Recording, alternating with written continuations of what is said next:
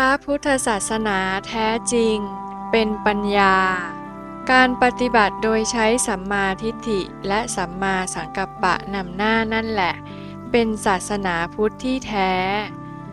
ปัญญาสัมมาทิฏฐิและสัมมาสังกัปปะนี้หากใช้เป็นตัวนำในการปฏิบัติแล้ว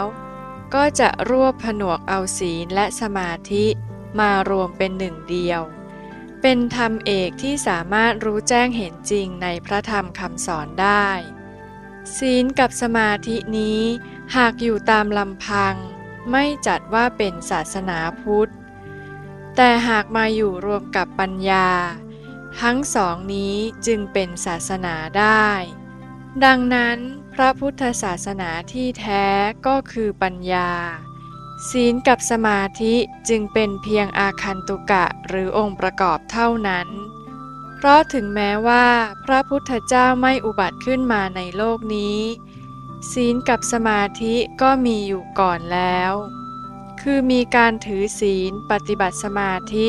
กันอยู่ก่อนหน้าการอุบัติขึ้นของพระพุทธเจ้าแต่ปัญญานี้ในกรณีที่พระพุทธเจ้าไม่อุบัติขึ้นก็ไม่มีพระพุทธเจ้าอุบัติขึ้นจึงมี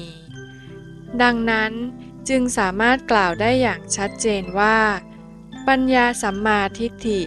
และสัมมาสังกัปปะทั้งสองนี้